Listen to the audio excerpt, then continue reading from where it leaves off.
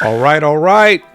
South Carolina did it. This past weekend, they defeated Iowa in the national championship game, avenging their Final Four loss of last year. They completed the task 38-0 this year. They're the 10th team to do that. UConn did it 6 times. Texas did it. Baylor did it. Tennessee did it. And now South Carolina did it. They're also the first team since 2000 to win a national championship without bringing any players back from the previous season. Like South Carolina is a dynasty. With its 3rd national title in the past 7 years, they won 103-9. They have joined Baylor and Stanford as having the most titles of any D1 school. The dynasty is officially here. South Carolina did it. Dawn Staley, legend. Camila Cardoso was the Final Four player of the year. She had 17 rebounds in the national title game, 15 boards. She became the 5th player to score at least 15 points and have 15 boards in a national title game. Raven Johnson got her revenge back. The revenge tour is complete. Y'all remember last season, Caitlyn Clark left her wide open on the 3-point line, just basically waved her off as not a threat in the game. That just left a spark under Raven Johnson, and she came back this season to prove that she is legit. She's locked down Caitlyn Clark. I know a lot of people are thinking, well, she scored 30. She scored 30, but again, she shot poorly, and she was just, you could tell she was kind of frustrated the whole game. Raven Johnson put clamps on her and got her revenge back. Even said it at the end of the game. Like, it was just a classic matchup to watch. Now, I know a lot of media outlets are talking a lot about Caitlyn Clark and not about South Carolina. Undefeated season, all the records and accolades and milestones that they've set. Dawn Staley, the coach of the year. Naismith, coach of the year. First black woman to do it in back-to-back seasons. Like, no one's really talking about that too much, and I'll tell you why, because it was bothering me at first too. But the thing about it is, Caitlyn Clark is the key. She's the spark. She's the player that everybody's looking at, and you're probably asking yourself why. Well, because she's going pro, and the WNBA is struggling. They're trying their hardest to find their next star so it can catapult them to that next level. So that way they can join the NBA and all the other major sports who have such a big, huge audience. Like, Caitlyn Clark is the key. If she can somehow bring the audience over from the college game to the pro game, that would only help the players in the pro game. So the focus is Caitlyn Clark. Like, Caitlyn Clark is the key. She's like the Luke Skywalker of the WNBA. Like, she's the golden child. And, you know, it's unfortunate that she's kind of outshining the winners and, you know, all the black players on the South Carolina squad. But this will only help everyone if Caitlyn Clark can bring in that national audience to the pro game. So this is a win for everybody. South Carolina did it. They've continued their dynasty in college basketball. Dawn Staley has continued, you know, to lay her legacy, that continue to establish her legacy in the game. And then you have Caitlyn Clark, who's going to go pro. She's going to be the #1 pick in the NBA draft. And speaking of the NBA draft, that's coming up this Monday, April 15th. That's going to be a huge event for the WNBA because there are a lot of players coming out the college game going pro. Of course, you got Caitlyn Clark. She's going to go #1 to the Indiana Fever. But then after that, the top 5 is kind of, you know, who knows what's going to happen. Out of those 5 picks, the Sparks have the #2 and the #4 pick. Chicago's like the #3 pick, and Dallas has a #5 pick. Now, everybody's thinking LA could pick up Cam Brink at that #2 spot, but they could go a different way and maybe get Rakia Johnson at the #2 pick. Let Dallas get Cam Brink and then pick up Camila Cardoso at the #4 pick. Like, there's a lot of risk in doing that, but that's a way they could go. So those top 5 picks could really go any type of way. And then, of course, after that, you got a lot of players coming out. You got Angel Reese, of course. She could go at #7 to the Minnesota Lynx. And then you got this chick named Danisha Fair. Danisha Fair, did y'all know she averaged 22 points a game? And more importantly, she's now 3rd all-time in college scoring. 3rd all-time scorer. Nobody's talking about it. Everybody's talking about Caitlyn Clark, but they're not talking about Danisha Fair. 3rd all-time in scoring. She could go to the Connecticut Sun, and that'd be a huge pickup for them. Like, that would be huge. Then, of course, you got Charisma from UCLA. Look like she can go to the Liberty. And the Liberty need a big, small forward who can play some defense and score a bucket. And that's Charisma Osborne. She could do that. So the WNBA draft is going to be interesting this upcoming Monday. I'm definitely going to be watching that. And that's going to be the first WNBA draft I ever watched. And that's kind of what they're looking for. They're looking for more people to watch their game and participate and to bring their ad revenue up by having a bigger audience come and watch their game. So I'm really excited for the WNBA this year. I think it's going to be a good season for them, and this draft is the beginning of it. So let's go. It's that time of the year. NBA playoff season is upon us. NBA season has 1 week, actually less than a week. They got this weekend to go and then the season's over. It's always sad when the NBA season ends for me. But the good news is the playoffs about to start. Playoffs. This year, there's a lot of stuff going on in the playoffs. The Boston Celtics and the Bucks have clinched in the East. We know the Bulls and the Hawks are going to be in the play-in. Trae Young is back playing with the Hawks now, so they should have a decent chance to do something in the play-in this year. I heard they're probably going to trade either Trae Young or Devontae Murray during the offseason. I really had no comment on that. I feel like they're a good duo that needs some time, but I feel like I always say that players need some time, so maybe they do need to be traded. I don't know. Trae Young is an offensive juggernaut, and Javonte Murray does it on both ends of the court. But if you're going to trade one of them, I think Murray's probably the guy to trade. But we'll see what happens. But either way, they're in the play-in this year. But other than that, it's kind of up in the air as far as who's in the playoffs. So the Knicks and the Cavs and the Magic are on the verge of clinching. As of this recording, they haven't clinched just yet, but I'm pretty sure by the weekend, one of those teams are clinched. And then you got the West, the Timberwolves, the Nuggets, the Thunder, the Clippers, and the Mavericks have all clinched for the playoffs. You got a race for the play-in going on with the Suns, the Pelicans, the Kings, the Lakers, and the Warriors.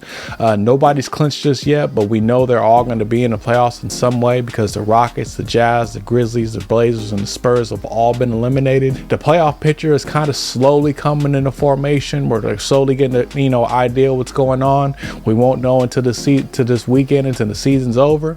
But I'm definitely excited to see what's going on. The Mavs have been balling. They've been surging with Kyrie and Luka finally, gelled together and kind of got some good chemistry going, and they've been balling.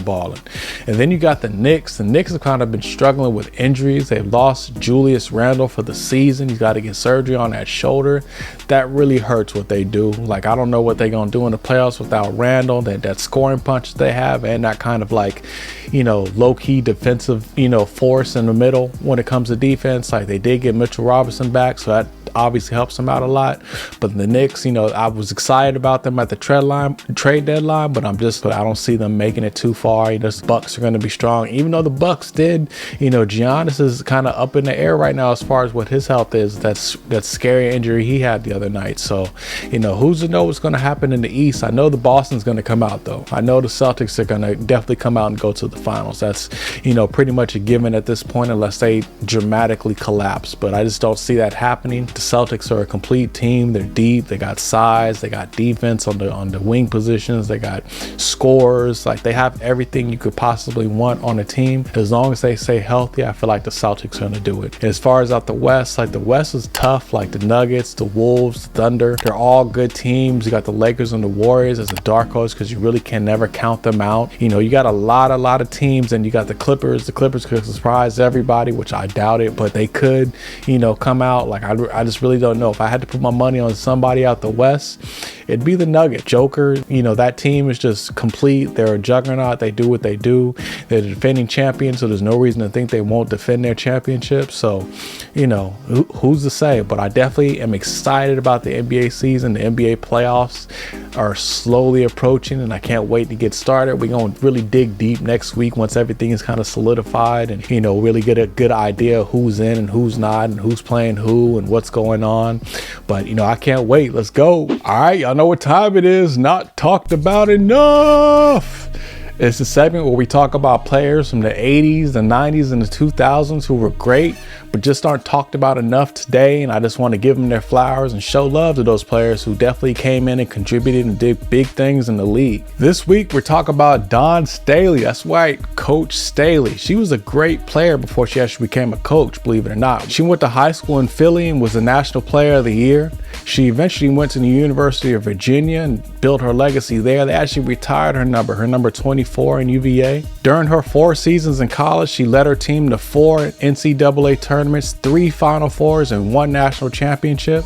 She averaged 16, 6, and 6, shot 46% from the field, 30 from 3, 81 for the free throw line. She was also the Female Athlete of the Year and a National Player of the Year 2 years, 1991 and 1992. She finished her career as the all-time scoring leader and the all-time assist leader. Those records have been broken since she left, but she still left the school with records, and that's why they retired her jersey. They put her jersey in the rafters. She was the 3rd Black woman ever to win the Women's National College Player of the Year award, the 3rd one ever. In 1996, she was part of the Olympic Dream Team on the women's side. That's why the women's team had a dream team as well, just like the men's. They had Lisa Leslie on that team, Teresa Edwards, Cheryl Swoops. They were 60-0, led that team to a gold medal.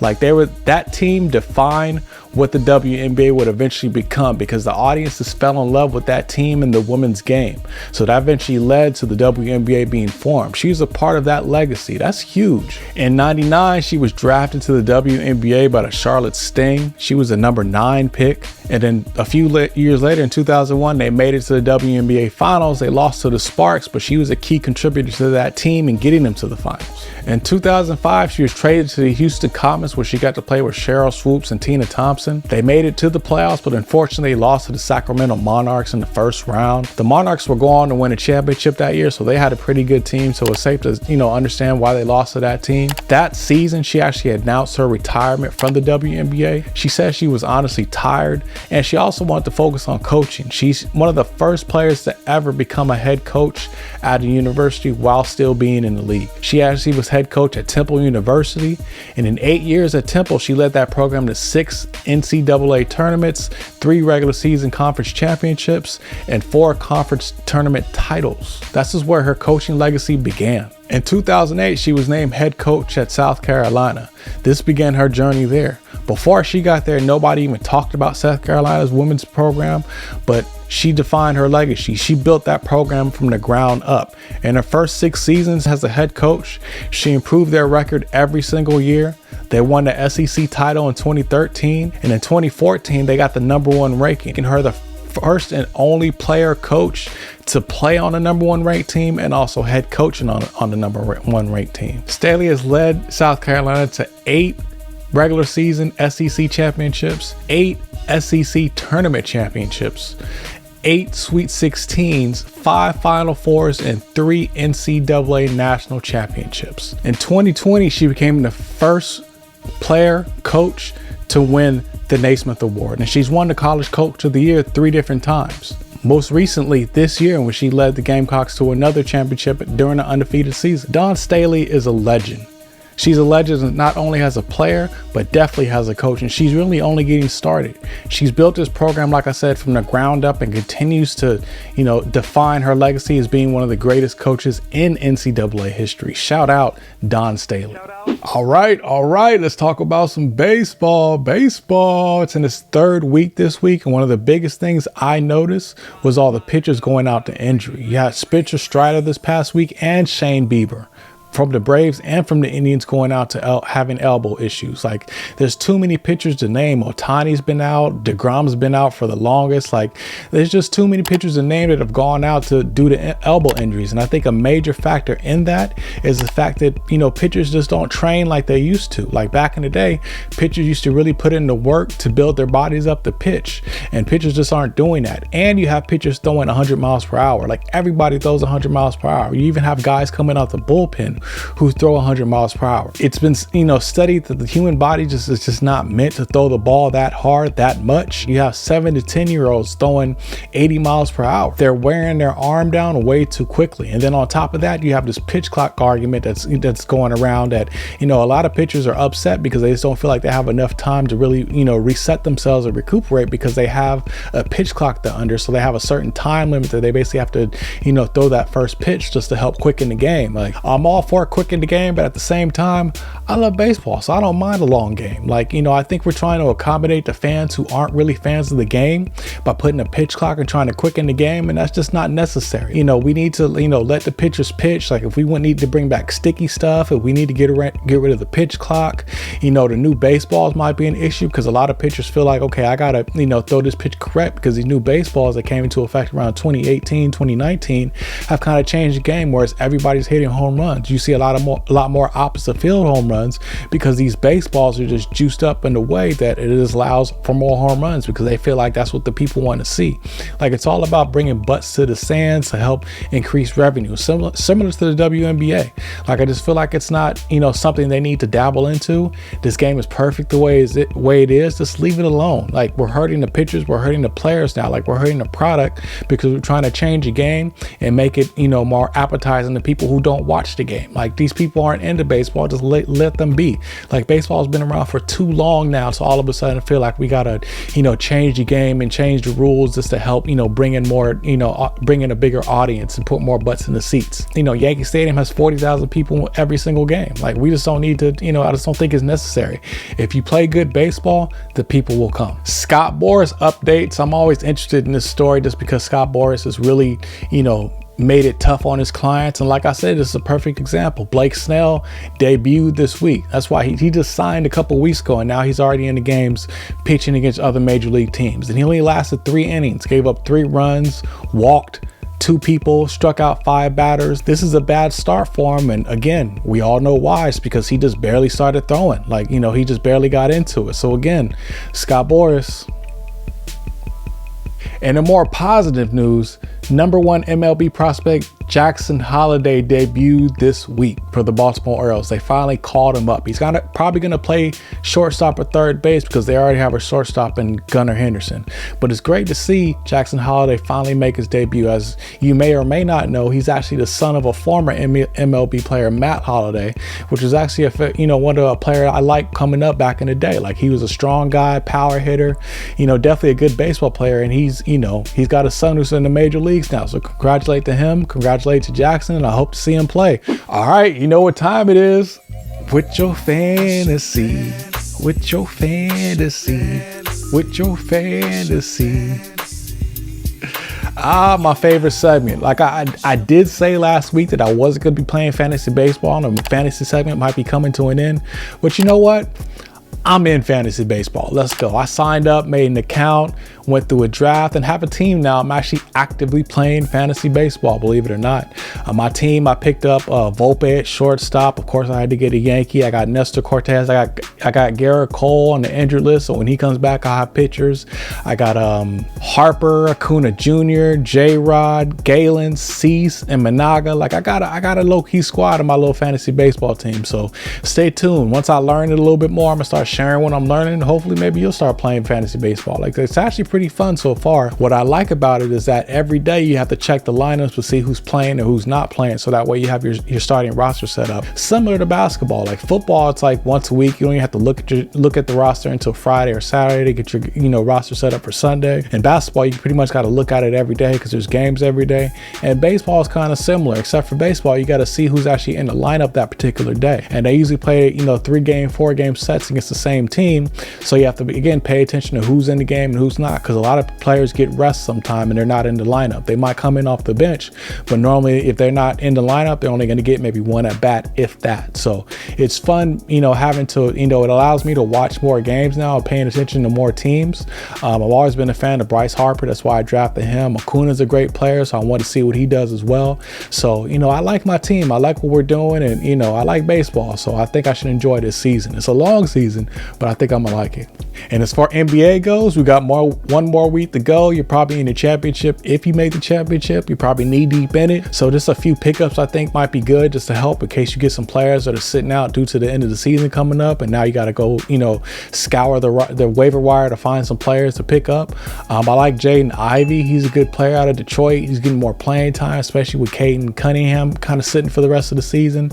Detroit's, pretty much a wasteland when it comes to, any contention. They're definitely out of the playoffs. They've been out of the playoffs as soon as the season started. But I think Jaden Ivey is a good player to pick up. Max Strus just came back from injury in Cleveland. He's got to get ready for the playoffs, so he's going to get a lot of playing time. He's going to get a lot of run. I picked him up in my league. He's kind of hit and miss. He had a really bad game one game, and then he had two really good games after that. So, he's kind of a hit and miss.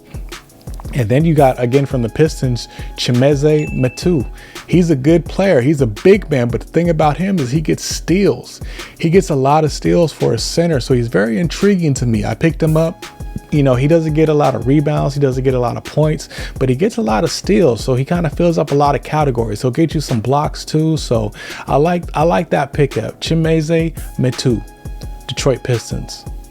All right, you know what time it is. Sneaker of the week, sneaker of the week, sneaker of the week. This week, we're going back to Jordans, one of my favorite Jordans, the Jordan 5, the metallic blacks. I just heard that they're actually re-releasing these shoes maybe next year, I think. So I'm really excited about that. I got a pair. Let me see. I got a pair down here. They're worn because, like I said, I wear my shoes, but these shoes is hot, man. I like the tongue. Of course, the tongue on the 5 is one of the greatest aspects of this shoe. But of course, you got the flames on the side, like you got the clear bottom. Now that's clear as they should be because, like I said, I wear my shoes.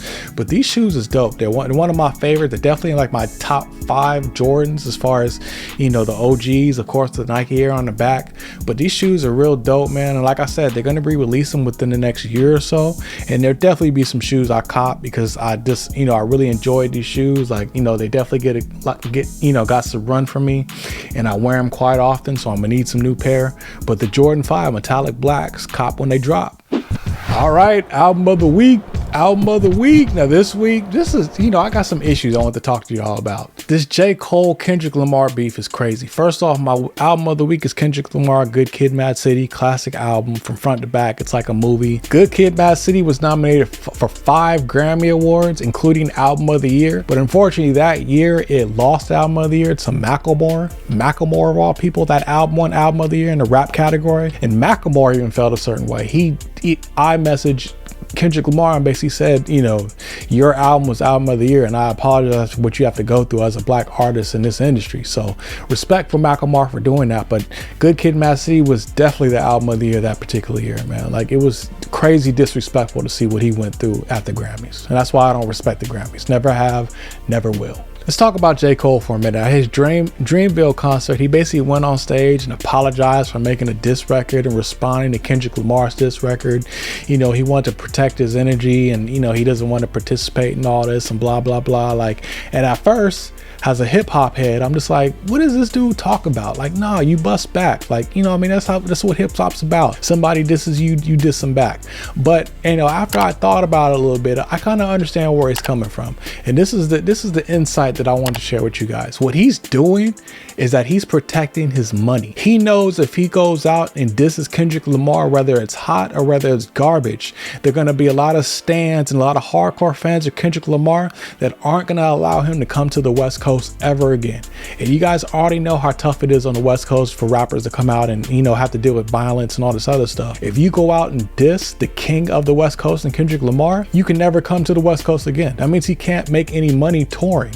I don't know if he lives in LA, but he probably does. So if he does, that makes his life so much more difficult because now he has to live in LA and have people running up on him and just having to watch his back all the time because you have all these hardcore fans that want to come up and rep for Kendrick Lamar and do all sorts of stupid stuff. Like, even if you look back in the day at the Biggie and Tupac thing, Tupac, come find out, was killed by a gang member affiliated, and he was riding for Tupac. Whatever the story was, I don't really care. But the fact of the matter is, it was someone who wasn't a rapper and it wasn't affiliated with hip hop. It was an outsider. So you have all these outsiders that want to get involved in rap beef because they take it seriously. They don't understand that the culture of hip hop is battle.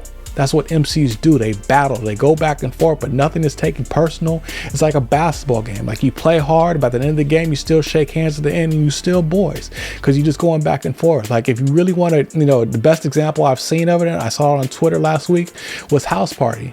When Kid and Play battled at the House Party and they're on the bike going back and forth, like, they didn't really dislike each other, but they still had to prove a point on the mic, because that's what MCs do. So, you know, like I said, I was upset to see that J. Cole didn't respond back and kind of took, you know, the quote unquote high road in that regard, just because it's not really hip hop to do that. But I do respect it. I do respect his explanation of it all. But at the same time, I do understand the deeper meaning is that he's trying to protect his money. He's trying to protect his life, really. Because if he goes out and disses Kendrick Lamar, he can never come to the West Coast, because like dudes out here just don't know how to act. You know what I mean? So I respect J. Cole for making that decision. It's a grown man decision. It's a decision thinking about his future and the money that he could be making. And, you know, you got to respect it. But at the same time, like, I just feel bad for hip hop. Like, hip hop is dying a slow death, because now you can't even battle. You can't even do things that we actually came up as the forefathers of hip hop. I'm not calling myself a forefather of hip hop, but I'm a fan of that era of hip hop. And you know, to see that we can't even battle no more. We can't battle. MCs can't battle no more because we have fans taking it personal. They want to go out and rep for that MC and, you know, let that other MC know that they can't, you know, F with their MC. It's none of your business. Just be a fan and play your position. It's just, you know, it's kind of disappointing to me, but I just wanted to share that with y'all. But that, you know, there's a bigger picture going on than just J. Cole saying he doesn't want to get involved in this diss. Like, he wants to get involved in this diss, but he can't. All right, that's the show. That's the show. Like, subscribe, share. That's the dance we're doing. That's the routine, man. So I appreciate you for coming out. God bless. Peace.